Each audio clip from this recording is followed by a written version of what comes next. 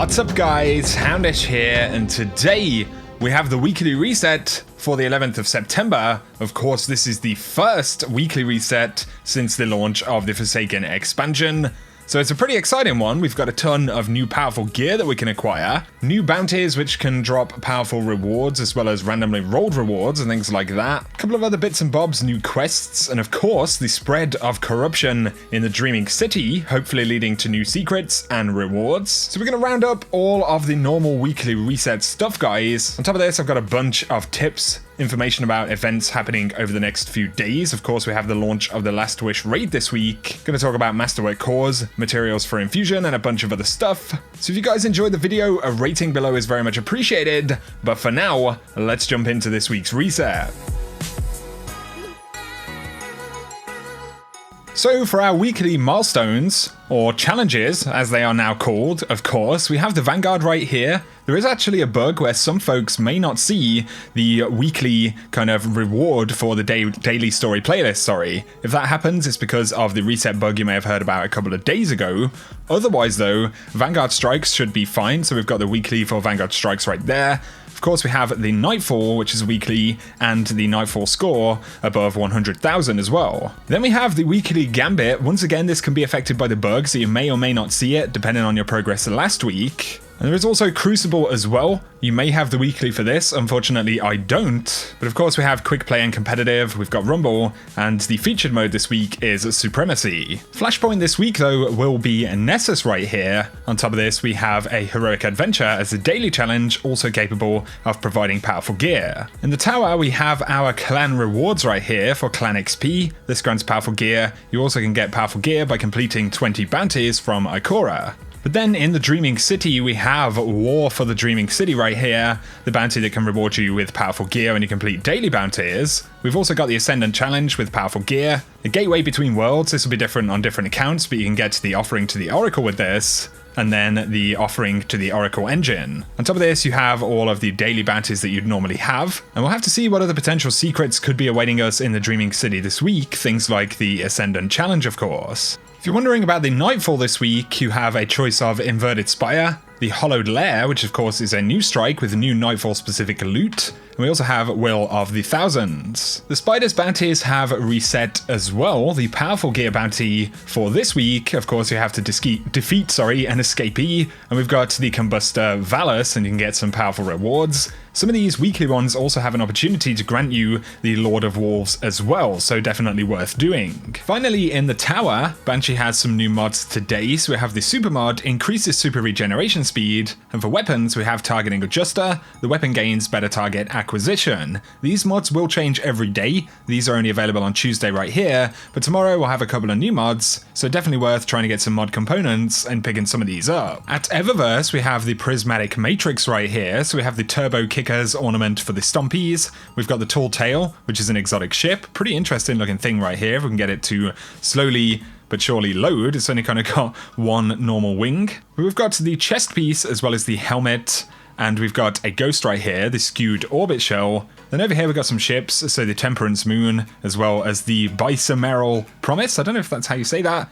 Then we've got the Majuscule Tide, the Crucible Projection, as well as the Do Not Want emote. And this is in the newly kind of revised system. We don't actually have an inventory now rolling out every single week, but you can, of course, get the Steadfast Engrams when you level up with XP. So that's going to summarize the normal weekly reset stuff, guys. Now let's round up a couple of other things worth taking note of, and we'll start with the Last Wish raid, which of course launches this week. So Last Wish will go live at 10 AM PDT, that is 6 PM UK, on Friday's daily reset time, and that'll be the same time that Xur arrives back in the game. So obviously we've got a few last days to grind out some of the powerful gear this week, try and get to the appropriate level. The only thing we know about power level for the Forsaken expansion raid is that the raid is listed as a 550 power activity. Now that tends to be 550 power at the final boss, so we're not necessarily going to be locked out if we're not 550 power at the very beginning. And of course you can complete these things a little bit under leveled typically, but it's going to be an interesting one on, you definitely want to get leveled up as much as possible this week. Some of you folks may have heard yesterday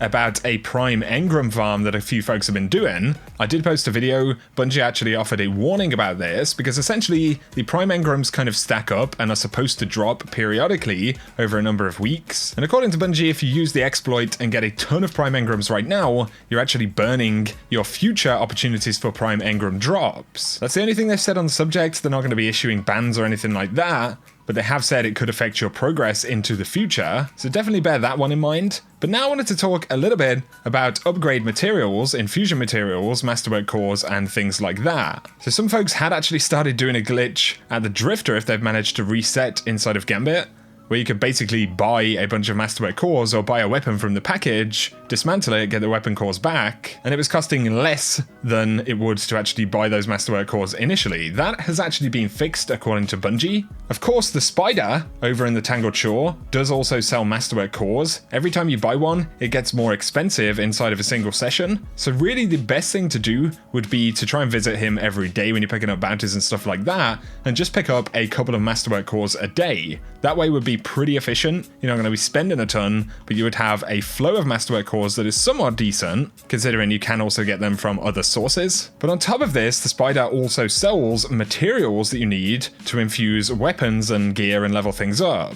So that's another thing definitely not to miss out on. I would also try and buy a couple of bundles of these materials every day if you can, especially if you're earning back that glimmer. But we shouldn't forget at the planetary vendors, you can also get bounties that can drop the planetary material for that planet, and they're pretty easy to get done. It's normally get a bunch of kills in supers, get void super kills, generate orbs, things like that. And so especially for the flashpoint, definitely worth visiting the planetary vendor before you start it every week. And this will relieve some of the strain and some of the grind for all of these materials if you just remember to kind of do a couple of bits daily. But finally, on the subject of powerful drops and the opportunities that we have each week, ask me about my Patreon. Actually posted on Reddit a full list here of all of the drops that you can get every week. So that includes all of the reset milestones, the daily stuff, and essentially you've got up to as many as 27 guaranteed weekly powerful drops, and that's before the raid is out, of course. And then there are additional exotics, prime engrams, and things like that you'll get dropped. So we'll link that post down below in case you wanted to track any of the stuff in the list right there. But I guess the bottom line is that there are a lot of opportunities to get gear, so definitely don't miss out on any of them. For now though guys, that is going to summarize today's video. Of course, the raid later on this week is going to be pretty interesting. Next week we get the return of Iron Banner with a bunch of new gear, so that should be pretty cool. I'll keep you posted this week on any new secrets in the Dreaming City as stuff comes out, as well as the raid and any secrets we find through the course of the week. But if you have enjoyed this video guys, a like below is very much appreciated. If you're new around here, be sure to hit subscribe to see a lot more D2 content. For now though, whatever you guys get up to, thanks a lot for watching, and I hope you have an awesome week.